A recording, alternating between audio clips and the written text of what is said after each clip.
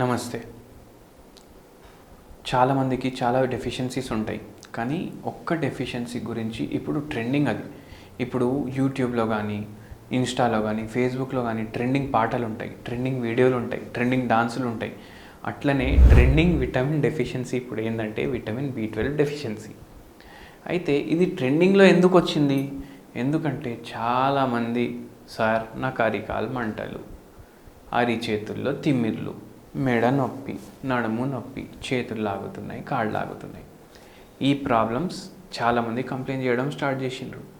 ఇది కంప్లైంట్ చేయడంతో చాలామందికి బి12 టెస్టులు చేపించడం మొదలుపెట్టినాం అని అనుకోండి మీరు. అందుకే ఇది ట్రెండింగ్లో వచ్చింది.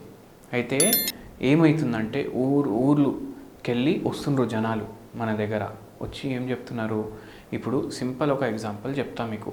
పలాస అనేసి ఊరుంది, హైదరాబాద్ నుంచి చాలా దూరం, ఒరిస్సా ఇంకా మన ఆంధ్ర బార్డర్లో ఉంది.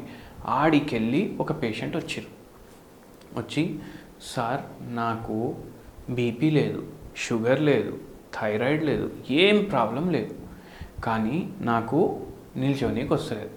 ఏం చేస్తారంటే బిజినెస్ చేస్తాం సార్, మాది కాజూస్ది బిజినెస్ ఉంది, మొత్తం ఎక్స్పోర్ట్ ఉంటుంది, ఇంపోర్ట్ ఉంటుంది, అన్నీ నడుస్తూనే ఉంటాయి అన్నారు. సరే, ఇది ఎప్పటి నుంచి ఉంది ప్రాబ్లం అంటే 6 ఏళ్ల నుంచి ఉంది సార్. ఏం లేదు ప్రాబ్లం, అన్ని పరీక్షలు చేయించుకున్నాం, ఒకటి బి12 డెఫిషియన్సీ వస్తుంది అన్నారు. దానికి బి12 మందులు తీసుకుంటే కూడా పెరగట్లేదు. ఇప్పుడు ఇంజెక్షన్ తీసుకుంటే ఒక 10 రోజులు పెరుగుతుంది, మళ్ళీ పడిపోతుంది. ఇట్లా నేను ఇంజెక్షన్లో ఎన్ని రోజులు తీసుకోవాలి?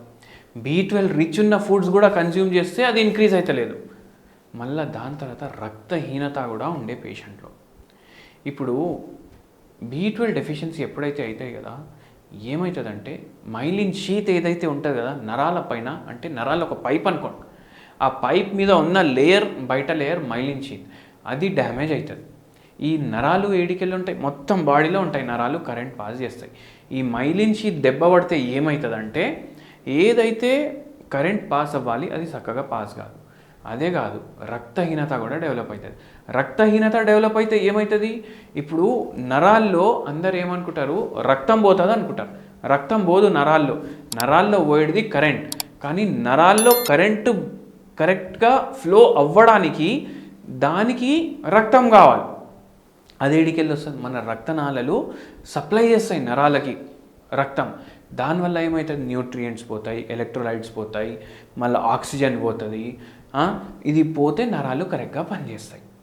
సరే, ఇప్పుడు రక్తం పోతుంది, కానీ ఏంది ఇక్కడ బి12 డెఫిషియన్సీ ఉంది. బి12 డెఫిషియన్సీ ఉండడం వల్ల ఆర్బీసీ కౌంట్ తగ్గిపోతుంది, రక్తహీనత, ఎనీమియా అనేది పెరుగుతుంది. దీంతో ఏమవుతుంది, పేషెంట్కి అరికాల్లో తిమ్మిర్లు ఉన్నాయి, అరిచేతుల్లో తిమ్మిర్లు ఉన్నాయి, చేతులు లాగుతున్నాయి, ఇట్లా నిల్చుంటే ఎక్కడ పడిపోతాననేసి భయం అవుతుంది, చెప్పులు కూడా ఒక్కొక్కసారి జారిపోతున్నాయి. అట్లా న్యూరోపతి డెవలప్ అయింది. అదే కాకుండా గుండెదడ, ఊపిరి పీల్చుకోవడానికి ఇట్లా ఆగిపోతుంది. ఎందుకు ఆగిపోతుంది? నేను మర్చిపోతున్నాను గాలి పీల్చుకోవడానికి, అదొక భయం, ఏమైపోతుంది అనేసి భయం. ఈ ప్రాబ్లమ్స్ తోటి మన కాడికి వచ్చిండ్రు. ఈ పేషెంట్ మన దగ్గర 6 నెలల మందులు వాడిండ్రు. 6 నెలల మందులు వాడిన తర్వాత ఈ రోజు వరకు భగవంతుడి దయతోటి ఆయనకు మళ్ళా రక్తహీనత రాలేదు, నరాల బలహీనత రాలేదు, ఏమీ రాలేదు, సుఖశాంతితోటి గడిపిస్తుర్రు. అయితే ఈ పేషెంట్కి ఒక మంచి హోమ్ రెమెడీ చెప్పిన, మీ అందరికీ కూడా చెప్తా. ఈ పేషెంట్ది కాజులది దందా ఉండే, ఫుల్ స్కేల్ బిజినెస్ ఉండే. నేను చెప్పిన కాజు లాంటిది ఇంకో డ్రై ఫ్రూట్ చెప్పండి, బాదాం అన్నారు. అంతే, బాదాం ఆయిల్, ఆల్మండ్ ఆయిల్ డైలీ ఒక చెంచా తీసుకోండి, మీకు బి12 డెఫిషియన్సీలో హెల్ప్ చేస్తుంది. అండ్ ఈ నరాల బలహీనత కూడా ఈ డెఫిషియన్సీస్ తోటి వస్తుందంటే బెటర్మెంట్ ఉంటుంది దాంట్లో. Thank you.